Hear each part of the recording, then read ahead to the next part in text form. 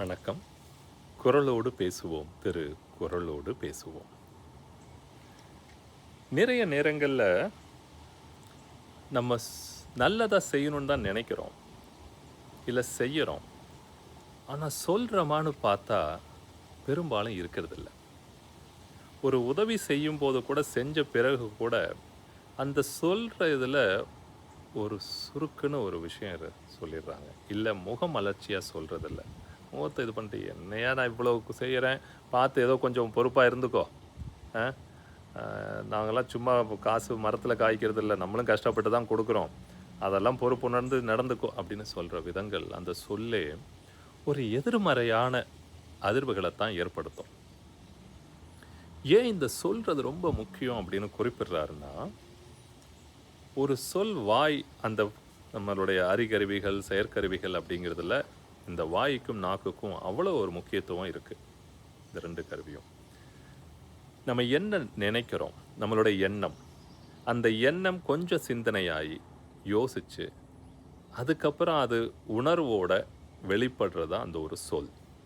சொல்லுங்கிறது வெறும் ஒரு வார்த்தை அல்ல, just not a few words. அந்த சொல்லுக்கு பின்னால் ஒரு உணர்வு இருக்குது. அது முதல்ல எங்கே நடக்குதுன்னா, நமக்குள்ள இந்த உடலுக்குள்ளாரையும், இந்த மனதுக்குள்ளாரையும், இந்த மூளையிலையும் தான் பிரதிபலிக்குது. இப்போ எதை சொல்கிறதா இருந்தாலும் அது நமக்குள்ளே தான் முழுமையான பிரதிபலிப்பு இருக்கும். அது அவங்களுக்கு போய் அது எப்படி சேருதுங்கிறது அவங்க அதை எடுத்துக்காமல் போகலாம். ஆனால் இந்த சொல்கிற விதம் அது முழுக்க 100% நமக்குள்ளே தான் அது ப்ராசஸ் பண்ணுது, வேலை செய்யுது அப்படிங்கிறத நம்ம முதல்ல புரிஞ்சுக்கணும் தெளிவாக. அப்போ தான் இதை நம்ம ஆழமாக உணர்ந்து கொள்ள முடியும். இப்போ குழந்தைங்க பொய் சொல்லுவாங்களா இல்லையாங்கிறதுக்கு, இப்போ இந்த பள்ளிக்கூடங்கள்லையோ இல்லை வீட்டில் இது பண்ணும்போது, இங்கே பாரு நேராக நெல், என்னை பார்த்து சொல்லு, என் கண்ணை பார்த்து பேசு அப்படின்னு சொல்லுவாங்க. ஏன் இந்த கண்ணை பார்த்து பேசணும் அப்படிங்கிறதுல, இந்த கண் மூளையோட நேரடி தொடர்புடையது.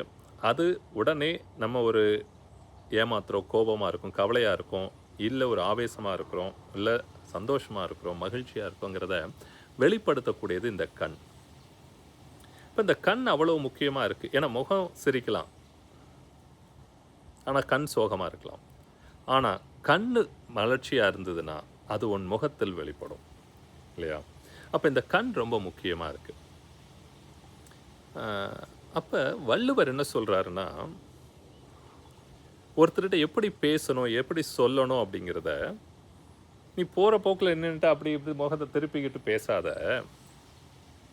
இன்னொன்று, அவசரமாக இங்கேயும் அங்கேயும் நடந்துக்கிட்டு பேசாத. ஒருத்தர்கிட்ட சொல்லும்போது ஒரு விஷயத்தை, இது எல்லா இடங்களில் இல்லை, முக்கியமான விஷயங்களில், உறவுகள் எல்லாம் இல்லை, அது வேலை செய்யக்கூடிய இடமாக இருந்தாலும் சரி இல்லையா, அப்படி நெருக்கமானவர்களோட நம்ம பேசணும், ஒரு முக்கியமான விஷயத்தை சொல்லணும் அப்படிங்கும்போது இந்த குரலை முழுக்க ஞாபகம் வச்சுக்கோங்க. முகத்தான் அமர்ந்து இனிது நோக்கி அகத்தானாம் இன்சொல் அஃதே அறம். இதை முன்னாலே இந்த குரலை நான் பதிவிட்டிருக்கேன், இருந்தாலும் இப்போ இன்னும் கொஞ்சம் தெளிவாக பார்ப்போம். முகத்தான் அமர்ந்து அப்படின்னா முகம் பார்த்து, அவங்க கூட முகம் பார்த்து உட்காந்து, பொறுமையாக நிதானமாக உட்காந்து. அப்போ அந்த மூளை வேகம் இருந்தால் கூட இந்த இடத்துல கொஞ்சம் நிதானப்பட ஆரம்பிக்கும். ஆசுவாசப்படுத்திட்டு இனிது நோக்கி அப்படின்னு போடுறாரு. முகத்தான் அமர்ந்து இனிது நோக்கி. நோக்கி அப்படிங்கும்போது இந்த கண், அவர்களோட கண் பார்த்து பேசணும். ஏன்னா நம்ம சில நேரம் சொல்லும்போது அவர்கள் என்ன மாதிரி உணர்றாங்க, அவங்க நம்மளை ஏமாத்துறாங்களா, வஞ்சத்துக்காக யோசிக்கிறாங்களா, இல்லை இதுக்கு பின்னால் ஏதாவது ஒரு திட்டம் வச்சுருக்காங்களா, இல்லை அது உண்மையா பொய்யா அப்படிங்கிறதெல்லாம் ஒருவரோட கண் பார்த்து பேசுனா அது கட்டாயம் பிரதிபலிக்கும். இன்னொன்று, நமக்கு நம்ம ஒரு விஷயத்தை பொய் சொல்கிறோங்கிறத நமக்கே நம்ம கண்ணு காட்டி கொடுத்துரும், நம்மளால் பார்த்து பேச முடியாது. அப்போ நமக்கு நாம் உண்மையாக இருக்கணும்னா, நமக்கிட்ட இருக்கிறவங்க மற்றவர்கள் உண்மையாக இருக்கணும்னா நம்மளோட முதல்ல உண்மையாக இருக்கணும். எனக்கு நானே உண்மையாக இல்லை அப்படின்னா என்னை சுற்றி இருக்கிறவர்கள் எனக்கு உண்மையாக இருக்கணும்னு நான் எதிர்பார்க்கறது சரியாக இருக்காது. அப்போ இனிது நோக்கி, ரொம்ப சாந்தமாக பொறுமையாக அவர்கள் கண் பார்த்து பேசணும்னு சொல்கிறாங்க. அப்படி பார்த்து அகத்தான மனசார இனிமையாக சொல்லு, அவ்வளோதான் அறம்ங்கிறது. சரியான செயல் எப்படின்னு சொன்னா இவ்வளவுதான்ப்பா. ஏன்னா, இதனால ஏற்படக்கூடிய பதிவுகள், இந்த உடம்புல இருக்கக்கூடிய ஒவ்வொரு விஷயங்களும் பதிவாகி கொண்டு தான் இருக்கு.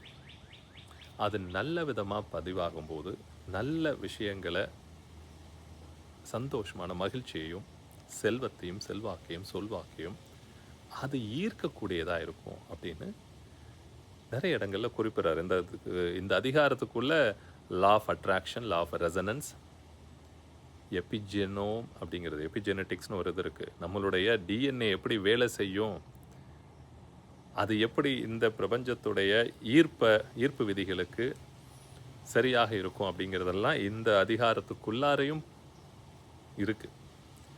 அதை மற்றொரு காணொளியில் சந்திப்போம். நன்றி, வணக்கம்.